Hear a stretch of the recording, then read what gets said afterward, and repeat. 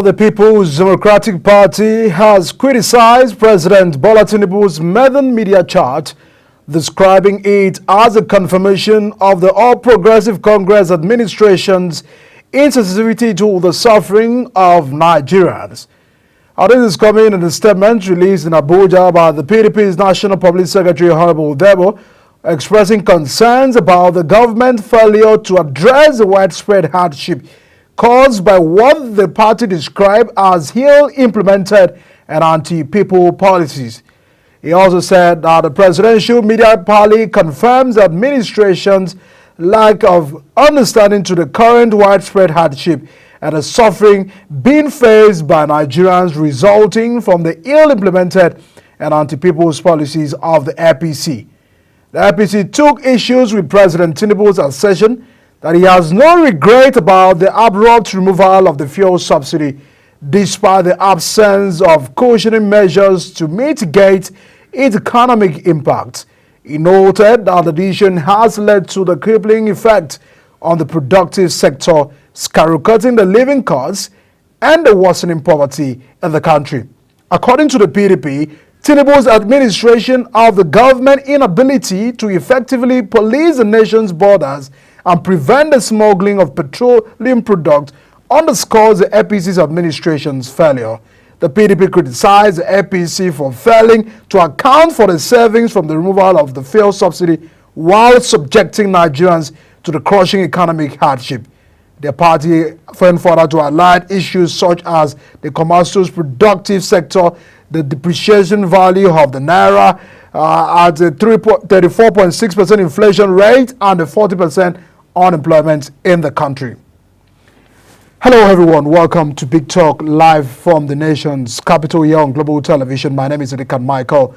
A lot of concern about the national and the state of the nation.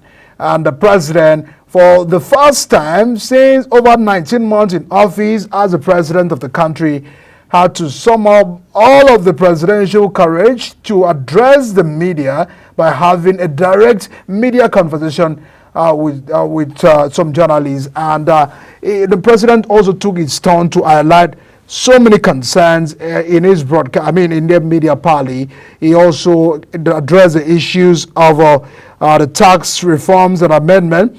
According to him, that tax reform has come to stay. He said that he's not going to go back to some of these policy. He has also expressed satisfaction with the current state of the security situation, praising the service chiefs for their hard work. In a word of the president, he said, "I am proud of what they are doing today." And that is what the president said yesterday at the cause of their media charts. He also maintained that he did the right thing by announcing the removal of fuel subsidy. In his words, quoting the president, "I have no regrets removing petrol subsidy." That was what the president also said. He went further to talk on the issues of floating of the naira, and that has really caused a lot of hardship in the nation. But the president went ahead to even justify the borrowing because issues about the debt services of a country was also raised. And the president also raised issues about the fact that, for us to borrow money from the international institutions for finance, Nigeria said that obtaining loan is not a criminal offense, it's not a criminal act, and that such loan is obtained to get the nations developed in respect to our infrastructure. Today, everyone, we'll be looking at that, the fact that Mr. President is still defending his policies, and the critics like that of the PDP and all the political parties are distancing themselves entirely from the continuous defiance and the policies of the president. According to the critics of this government, that some of these policies are anti-people, that do not reflect the reality of ground. It shows the lack of sensitivity of the government to what Nigerians are probably going through. The current hunger and economic hardship is continually drawing a lot of concerns and reaction. And the president highlighted all of that. Tonight on the program, we'll be having two-sided conversation. We want to look at the other good side and also look at the part where the president said we can't continue to do the same thing and expect different result. The president went ahead to reiterate that he understands what he's doing and this decision is taken for the betterment of this country. But the question of many will always be, to what extent, who pays the price, who does the sacrifice for all of those things to get done? Is it the people that have to sacrifice? Is it the leaders that have to sacrifice? These are the continuous questions that have been raised by many as far as this government and this administration is concerned in respect to some of their policies. And tonight on the program, we'll be looking at all of those concerns and addressing them. Danlami Joel is the legislative head of the National Assembly, is joining us virtually. And Victor Thompson, of course, will also be joining us from Lagos. Both gentlemen will be looking at these issues and the national development of the president's speech and how the president is defending on his policies. Everyone, we'll go on a very quick break, and once we return from that break, we'll be looking at the conversation, and of course, we'll get started on the program. You stay with us.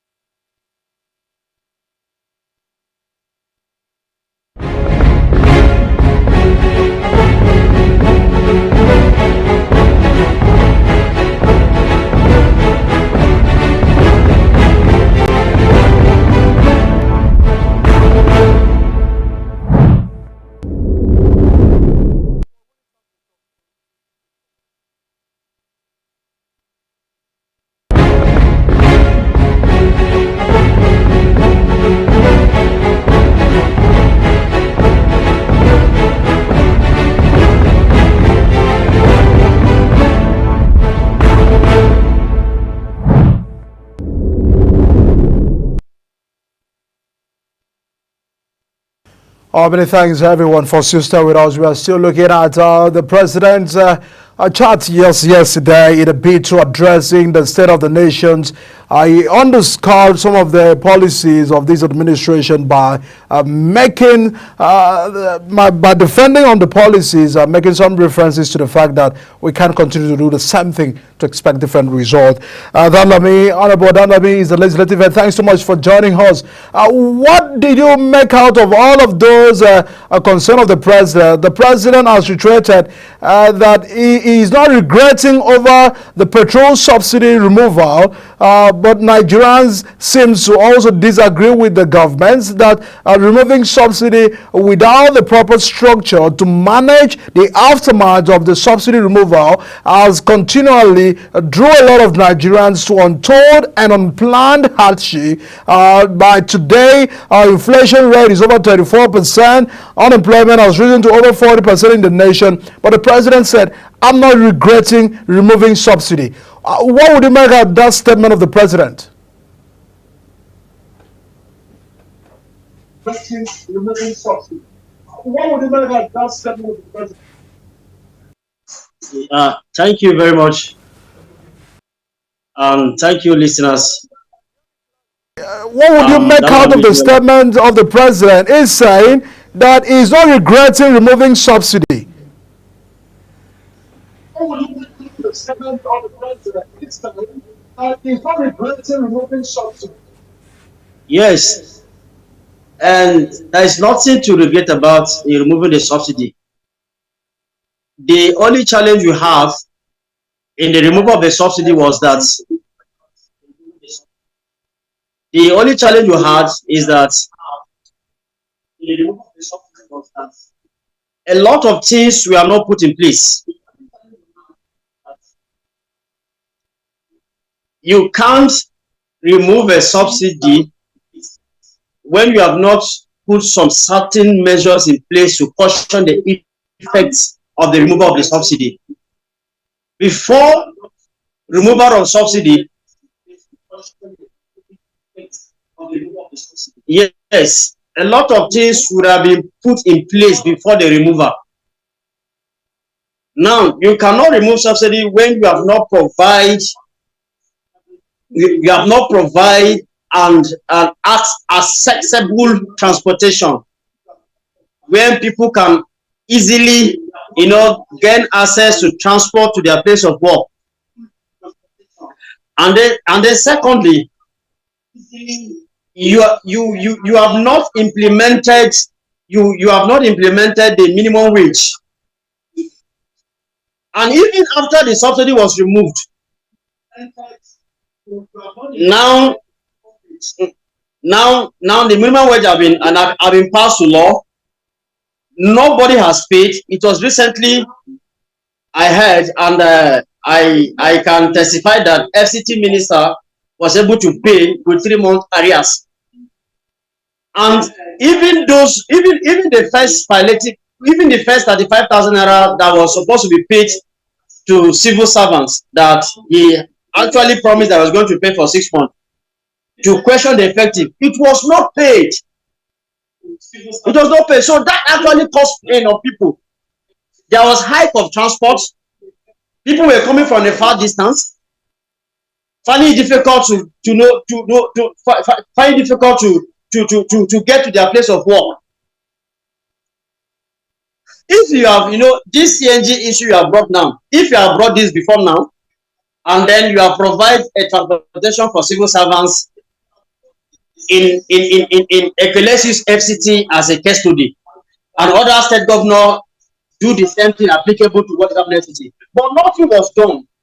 It was after the removal of the subsidy, they came up with no measures on how to cushion the effects, trying to provide transportation, trying to provide palliatives that people can have in their transport. Even now, as I'm talking to you, majority of the state governors have not implemented their minimum wage. So the hardship became so broad on people that people can no longer afford it.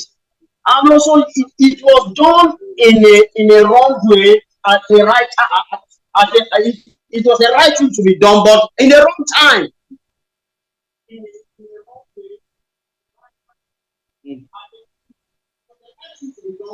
A lot of concern about that. Mr. President also talked about the issues of the security, that he has confidence over the development so far at the state of insecurity in the country, but that those are having a concern that the reality of banditry, kidnapping, and poor road conditions across the country is still a major concern by this government, because the president is claiming of an improved road safety and security. What will be your assessment over that, the state of our road, the security in the country, because the president looks to also have the other side that things are working well, but the reality is that we are having high rate of cases of kidnapping on the roads. We are also having cases of banditry in some of the part of this country.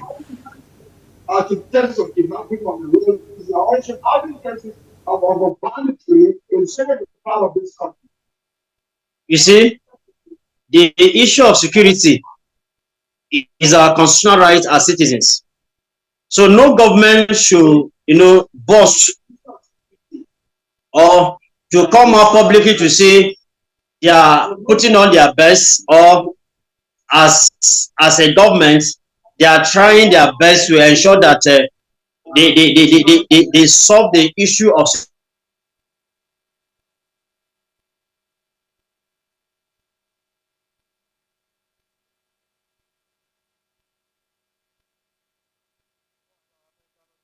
get your feedback and reactions and concern about that. But in a way, the projection of all of those consideration of the president claims of improved road safety and contrasting it with the reality of the banditry and kidnapping and the poor road conditions across the country has also led to some Nigerians reacting towards those statements by the president. Also, those that are having a concern about looks at government has also failed in the area of investing meaningfully in agriculture, electricity, petroleum, the gas sector, even in the small and medium scale enterprises, which are vital for driving the national economy.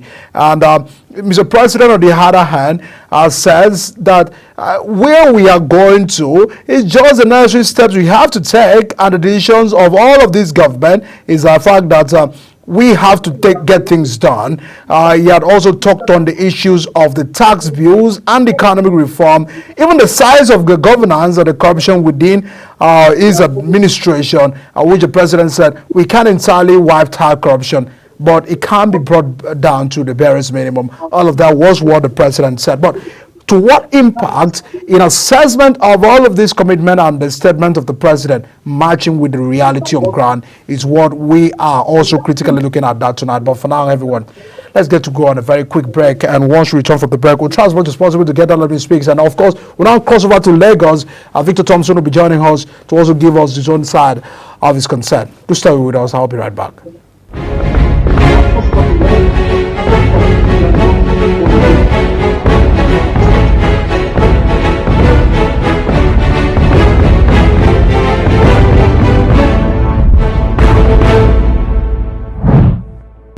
that call, I don't feel that you talk now. I thought I'm now the thing wrong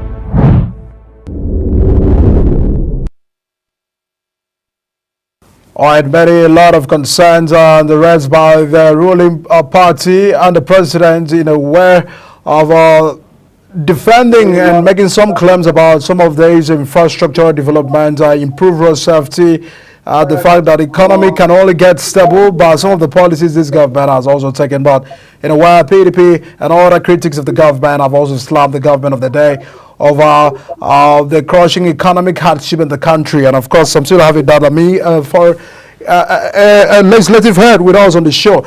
Very quickly, before I let you go, Honorable, where the state of insecurity is still a major problem, that those are having a concern about the fact that every year we have an increased budget priorities towards the state of our security.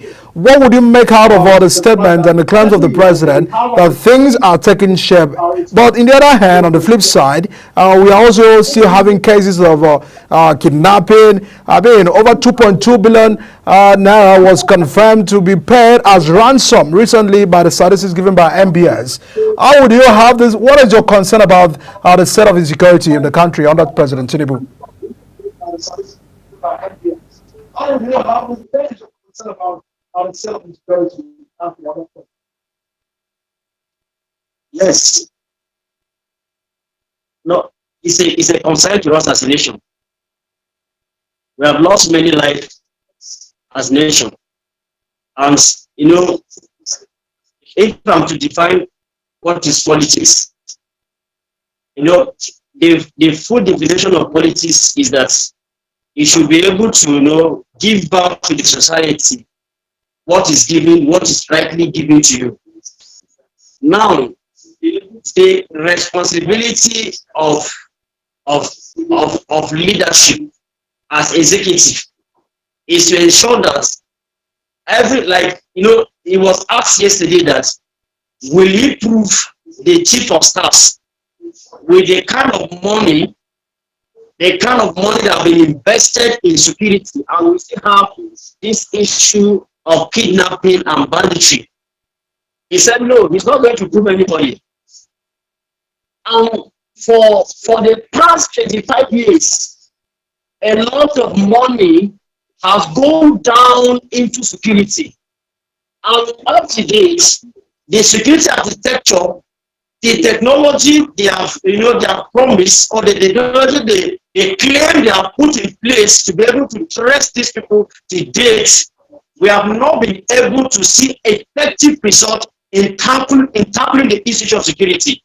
Now, if enough of money have been budgeted and have been invested into this security, at least by now we should be able to see a tangible result, the effort of security agency to have questioned the effect of security. Because many times we have seen even the Nigerian Air Force, we have seen them purchasing aircrafts. We have seen a lot of interventions. Many of our Nigerian armed forces have gone for trainings abroad. We have invited other nations for security sectors, for social trainings. That come up to yet. And these same people we are talking about are in Nigeria. We cannot locate them. We can't trace them. Is it that we don't have enough technology to be able to trace these people and not tarnish their lineage in our nation? These are human beings like us. We are more enforced than these people. We have the resources. The budget has been allocated, has been given to them. They should use this budget, get whatever they need, get the necessary equipment to equip themselves and tackle this insurgency once and for all, and stop giving us stories. A lot of money now. Another budget has been approved, and this money will go down to the list, and then we'll have cases of the armed forces, the junior staffs complaining of their welfare, complaining of their logistics, lack of proper communication to them. And so where is this money going? So, and yesterday we are asking them, Mr. President, will any one of these chiefs be held accountable for this? Because at the end of every session, every chief should be held accountable on how these resources were spent. And let's measure to see what we have achieved last year before another budget can be released.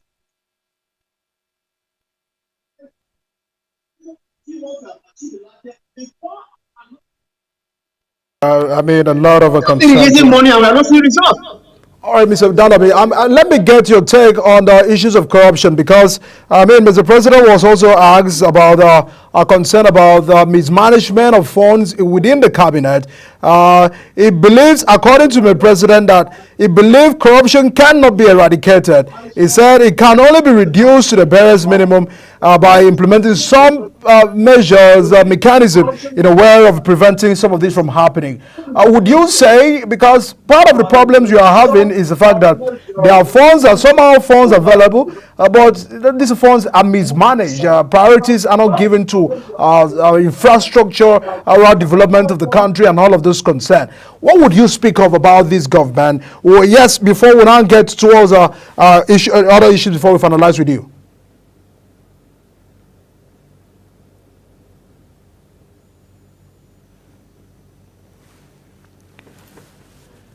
All right, a lot of concern right there. And of course, many are really having a concern about how the president can only get to manage the affairs of the nation to develop the lives of the people. Because what the president had said yesterday, we can't continue to do the same thing to expect different result. Victor Thompson will be joining us from Lagos after this short break to give us his own flip side of the case. The president has also blamed the organizers of the recent events, palliative distribution events that has also turned tragic by claiming the life of some Nigerians. According to the president, that organizers for the stampedes that occurred in Oyo, Anambra, and Abuja has to be blamed. The president is blaming the organizers for this event. According to the president, his word, I see this as a very grave error on the part of the organizers.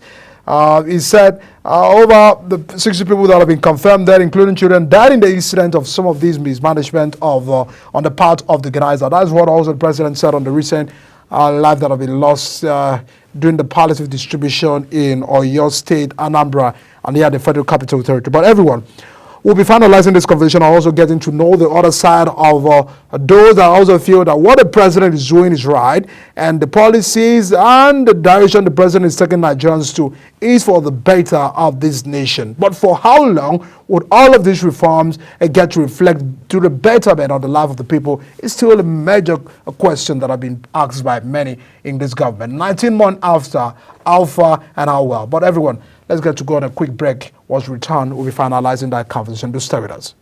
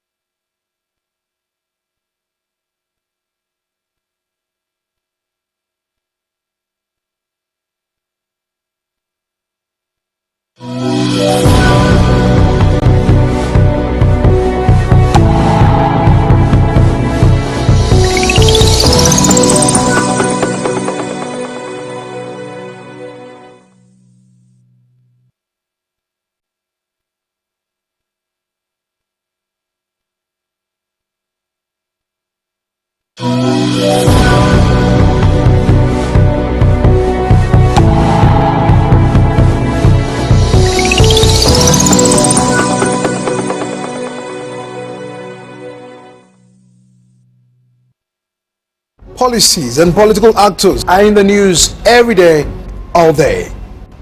And on our part, we guide you through the noise and get you to the heart of the matter. Big Talk is your home of all-angle analysis of the top political stories. Airing weekdays on Global TV, 7 p.m.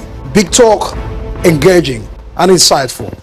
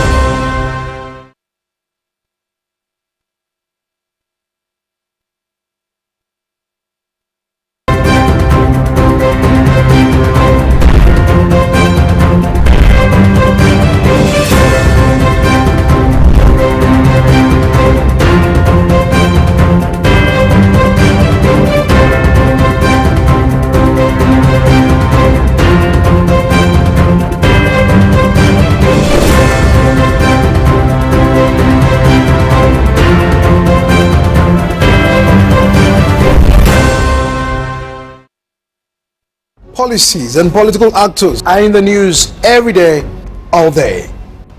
And on our part, we guide you through the noise and get you to the heart of the matter. Big Talk is your home of all-angle analysis of the top political stories. Airing weekdays on Global TV, 7 p.m. Big Talk, engaging and insightful.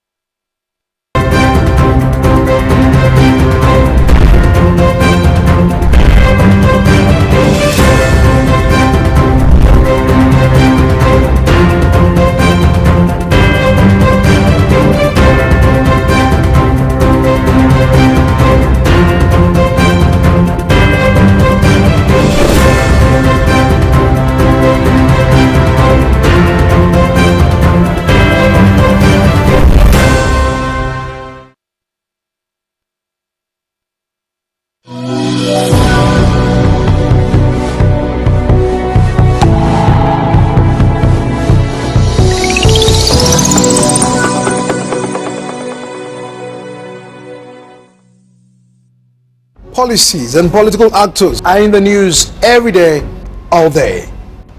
And on our part, we guide you through the noise and get you to the heart of the matter. Big Talk is your home of all-angle analysis of the top political stories. Airing weekdays on Global TV, 7 p.m. Big Talk, engaging and insightful.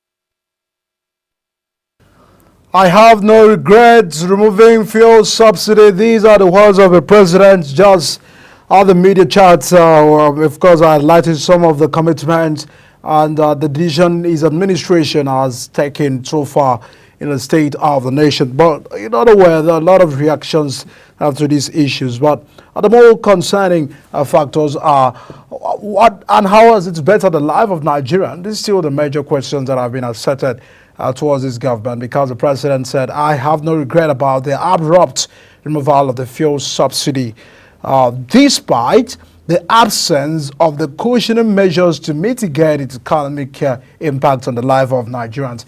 Victor Thompson joins us now live to give us his own perception about the commitment and the fact that the president is talking so much stuff in the defense of some of his policy. Victor, good to have you here on the program. Yeah, good to see you. Good evening, Edikan. I'm glad to be here. President, I mean, the first maiden edition of a presidential media chat yesterday, it looks as a man who knows what he's doing and the decision is taken, because there are fears of many Nigerians that it looks that the man in the Aso Rock does not understand the reality on ground, does not understand the level of hunger, which has also led to the destruction of life, that those that are really having a concern. The recent tragic event that has occurred is because of the economic situation. But the man who spoke yesterday was so much committed to the decisions and the policies of this government. Are you afraid that this may end well at the end of the day? Yeah, thank you once again, Edikan. One thing I know about President Bola Ahmed Tinubu is his commitment towards the welfare of Nigerians and Nigeria as a country. When we consider the realities on ground, I want to also consider the facts. Because when we all watch the media chat, it shows that the president knows exactly what he's doing. And he understands the economic calculations behind some of the policies he has come up with. You see, when we want to talk about these things, we must talk about from the standpoint of economy. We cannot expect the president, if the president starts reversing some of his policies now, that will be against the interests of the country. Because you see, I personally, when he took over office and announced the removal of subsidy, floating of the naira and all of that, I knew that it's going to be a rough ride, but we needed a president that is willing to take the bull by the horn. I have 100% confidence that this is going to end well. And of course, it has started yielding results. You see, the hardship that we are experiencing is a temporary one. And I don't want Nigerians, my fellow Nigerians, to approach this from the standpoint of a lay person. Because if you really study this thing, in fact, Edikan dismantling it to get to the root cause of the fault. So this period that we are about phasing out was the period of hardship because of the reforms that the president has come up with. We are about to enter the period of abundance. Why do I say so? The results have started trickling in. For instance, there was a time in this country I was buying petrol at the rate of 2,000 naira per liter. Right now, it is less than 1,000 naira. Why? Because we are now producing locally. Port Harcourt refinery is up and running. I want you to understand that before now, in decades past, no refinery in this country was working.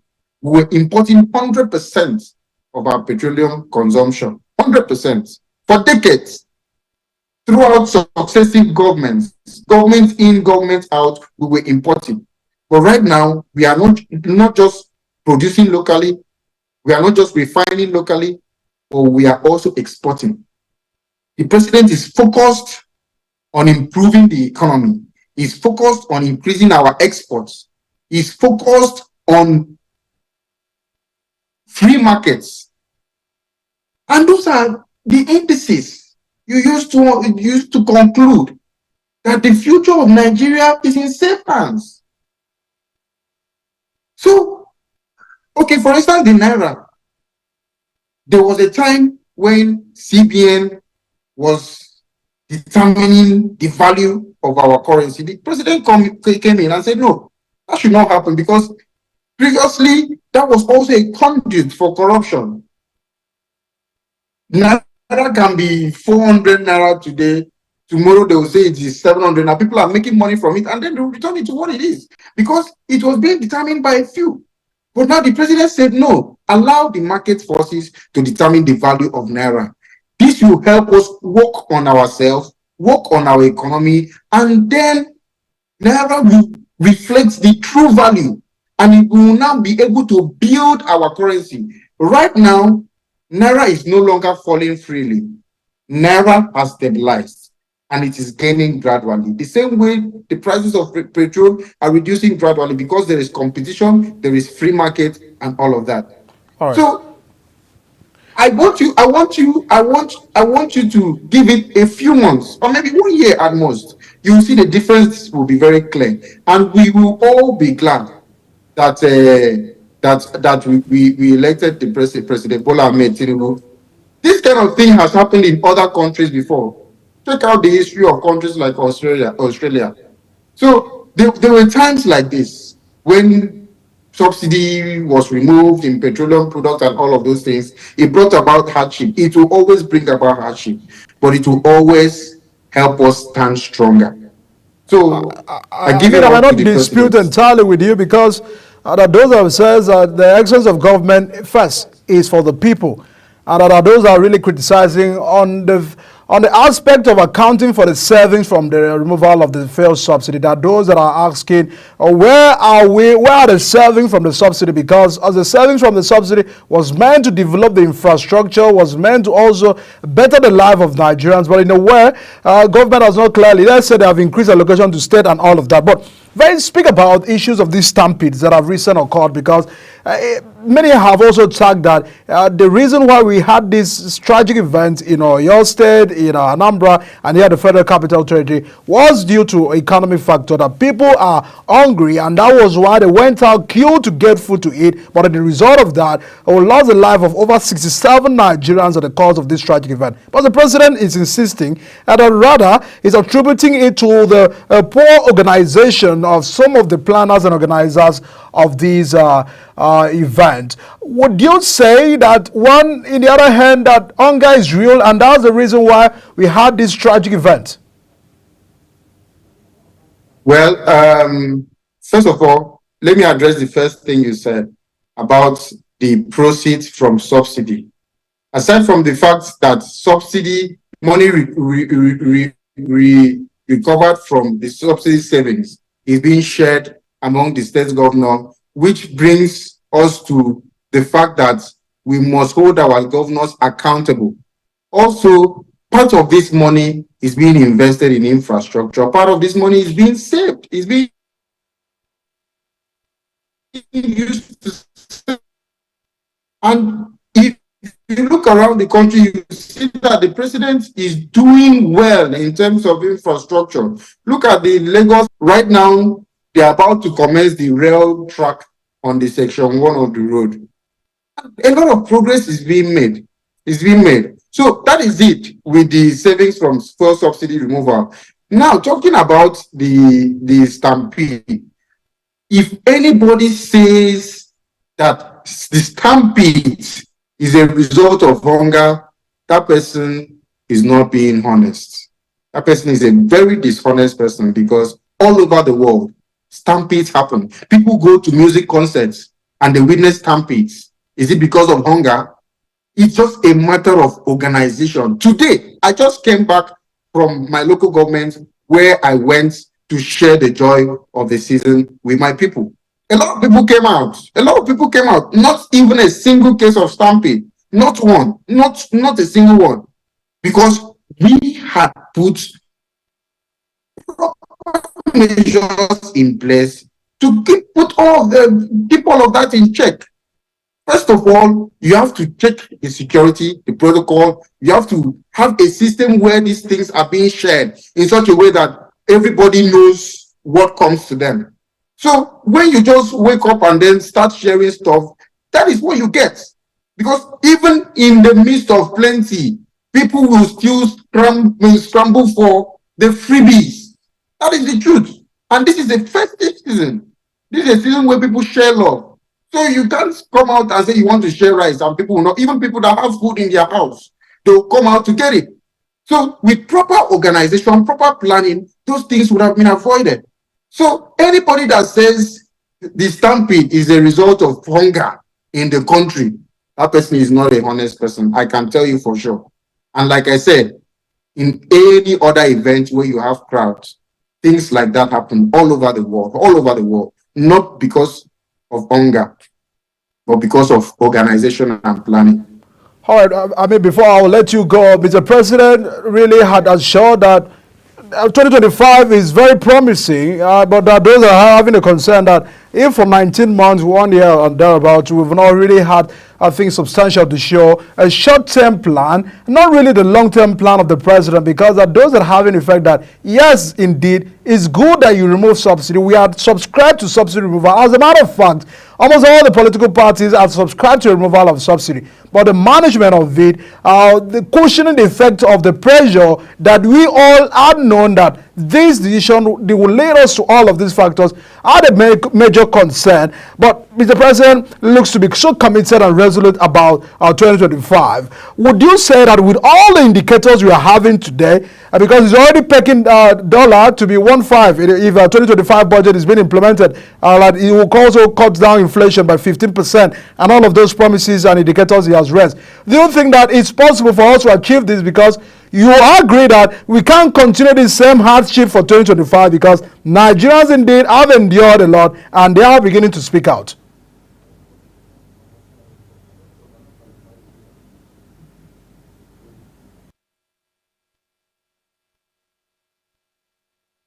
A lot of respect to that, getting to get the other views of the side. Those are having these counter views and a concern about how the president 2025, because he also mentioned that 2025 is promising already, that in all indications that things are gonna get working by the year 2025. But major concern and the fears of Nigerians is the fact that all of these factors can't in any way be better if it's still being elongated towards the next year, 2025. Also, with the new budget that is already being projected for 2025, having a concern, the president has raised that dollar will be at 1,500, but that's not where this government had met the dollar to naira. But it's also looking promising that for us to have a stable transactions to the dollar, it also will be aware of boosting internal production and enhancing and fighting inflation in the nation. I mean, so Victor, if you're still with us here, your final concern about the year 2025 is the president said it's looking promising. Things are gonna get better with the implementation of even the 2025 budget. We're gonna fight inflation and reduce it to about 15%. Our naira will gain some strength in the market. The free market policy will also fight automatically those that wanted to exploit Nigerians. Do you think that all of that will be the reality for 2025? Because Nigerians are afraid, for one thing, that they can't continue to have this life of 2024 towards 2025. Before I let you go. Okay. I really have absolute 100% confidence in the president, because he's not just someone who says a thing. In fact, if you had watched the media chat of yesterday, you will realize that this is a man that is in charge. In fact, for a very long time, we've not had a president that is on top of the situation like President Bola Ahmed Tinubu. So he knows what he's doing, and what he has said is going to come to pass. Reason being that there are a lot of economic indices that indicate that truly Naira will gain value to up to 1,500. The inflation is going to reduce. In fact, if you look at it from economic standpoint, you realize that Nigeria is indeed heading towards that direction. But when you say you need short-term results, short-term plans, those things are not sustainable.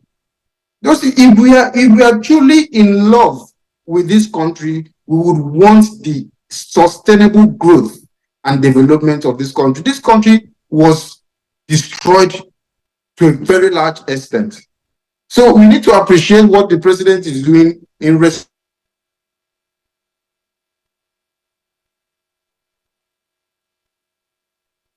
restoring the... Victor Thompson for those final words and concern about the Fed and the confidence that we must have for 2025, everyone. That's where we'll wrap it up here on the show tonight, everyone, on Big Talk. We'll continue to track some of these reactions and developments and the way forward. And we'll also, in a way, have a broader landscape of understanding how the year 2024 has been. Subsequently on the show, of course, we'll be analyzing that before we get to the new year 2025. We'll also underscore how far the impact has gone. The indicators already shown by the effort of the CBN and government's policies, would it really be sustaining us towards 2025 for a better and robust economy? We'll be looking at that subsequently on the show, everyone, on Big Talk. My name is Edikan Michael. See you very shortly.